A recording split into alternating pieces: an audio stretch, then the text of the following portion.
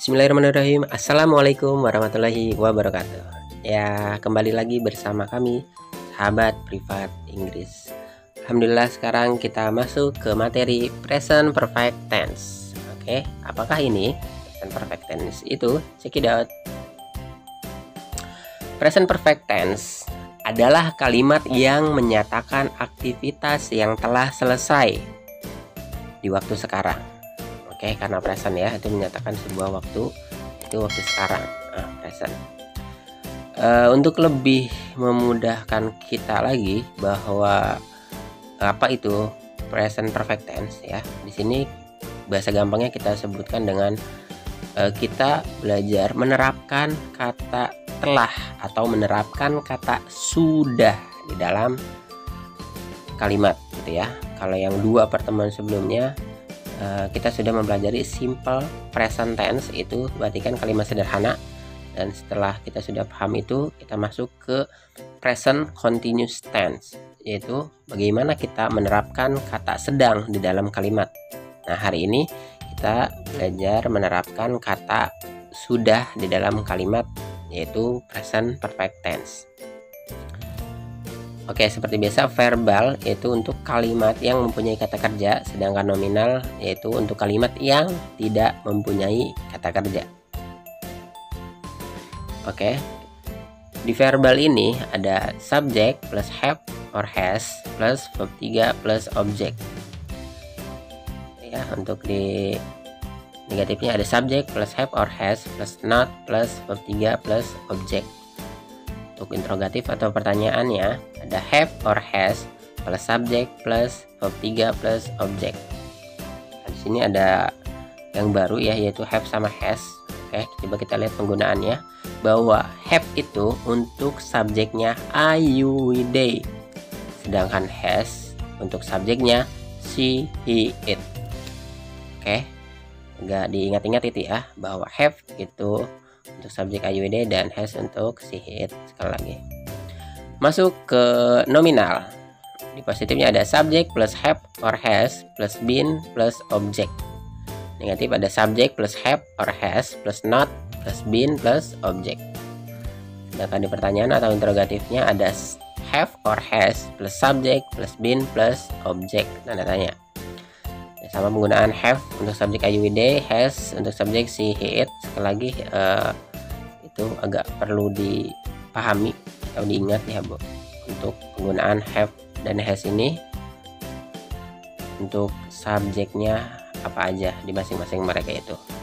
Oke, kita akan bahas lebih mendetail present perfect tense yang positif. Verbal, subject plus have or has plus verb 3 plus object. Oke, seperti yang tadi saya bilang, itu harus diingat penggunaan have itu untuk I, you, we, they, sedangkan penggunaan has untuk she, he, it. Oke, kita masuk ke contoh. Kamu sudah pergi ke Jakarta. Kamu, you ya, terus have atau has, you tadi adalah have, berarti you have pergi. Verb 3-nya gone, berarti kamu sudah pergi, you have gone ke Jakarta to. Oh, ini maaf belum diganti ya, seharusnya ke Jakarta, berarti you have gone to Jakarta. Oke. Ayahku sudah pergi ke kantor. My father has gone to the office. Ya, ayahku, my father ini masuknya kemana nih? Masuknya kan ke it ya, dan kita sudah tahu bahwa she, he, it itu masuknya ke has ya. Jadi tidak my father have, tapi my father has. My father has gone to the office. Ayahku sudah pergi ke kantor. Oke, yang nominal, subject plus have or has plus been plus object. Oke, contohnya kita sudah di sini. Nah, kan gak ada kata kerjanya ya. Kita, we.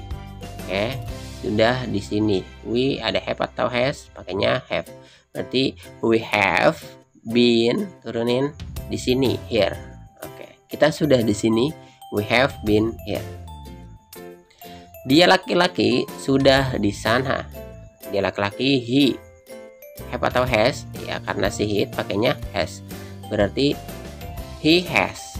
Nah, turunin been ya. He has been di sana, there. Dia laki-laki sudah di sana. He has been there. Oke. Present perfect tense yang negatif. Nah, kalau untuk ini kita kan sudah tahu ya sebelum-sebelumnya bahwa negatif itu ada kata tidak gitu ya.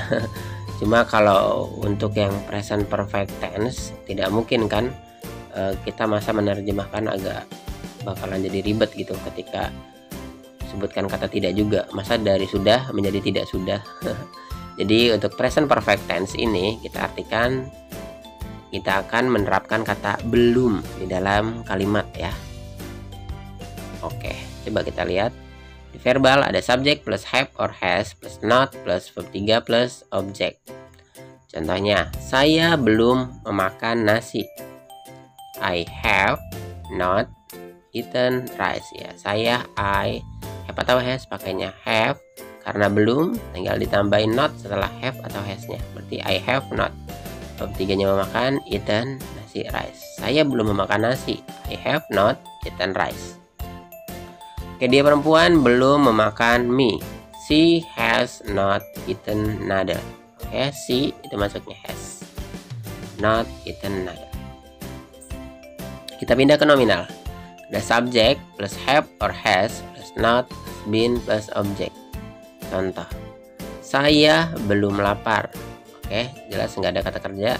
Kita tinggal tambahin been nanti ya. Jadi saya I pakainya have atau has, pakainya have berarti I have not been hungry. Saya belum lapar. I have not been hungry. Oke, dia perempuan belum lapar. Dia perempuan she pakainya apa, have atau has? Kita tahu bahwa she it masuknya has. Berarti dia perempuan belum lapar. She has not been hungry. Nah, sini sudah tertulis juga untuk have not dan has not itu bisa disingkat. Ketika have not menjadi haven't, sedangkan has not menjadi hasn't. Oke, kita coba terapkan itu ke dalam contoh-contoh yang tadi ya. Saya belum memakan nasi, jadi I haven't eaten rice. Dia perempuan belum memakan mie. She hasn't eaten noodle. Saya belum lapar. I haven't been hungry. Dia perempuan belum lapar. She hasn't been hungry. Oke. Next. Present perfect tense yang pertanyaan atau interrogatifnya. Verbal have atau has plus subject plus verb 3 plus object. Seperti biasanya untuk membuat pertanyaan kita tukar posisi. Oke. Dan di sini enggak juga sama seperti yang simple atau yang continuous kemarin, apakah gitu kan ya. Tapi kalau buat yang present perfect tense, karena tadi di positifnya adalah kita menerapkan kata sudah, di negatifnya kita menerapkan kata belum, berarti untuk interrogatifnya atau pertanyaannya kita akan menerapkan kata sudahkah. Oke. Jadi ketika ada contoh sudahkah atau soal sudahkah itu masuk ke dalam present perfect tense. Contohnya,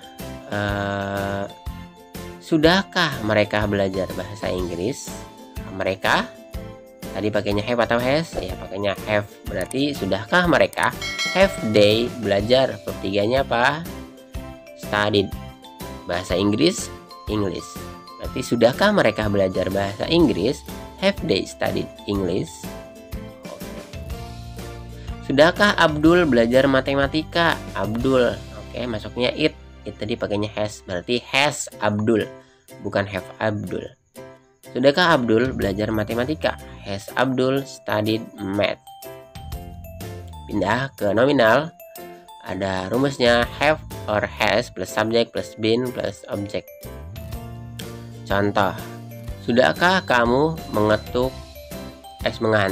Have you been sleepy? Sudahkah dia perempuan mengantuk? Has she been sleepy?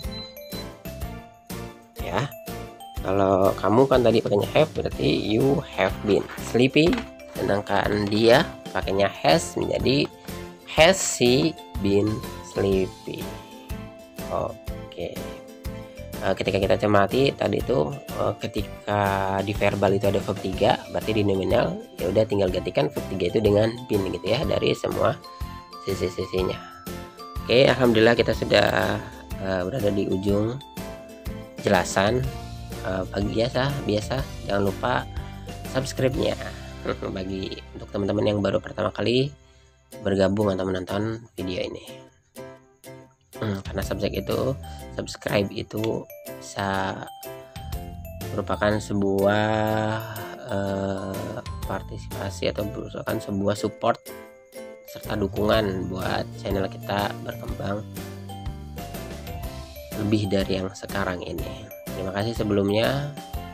Akhiri, wassalamualaikum warahmatullahi wabarakatuh.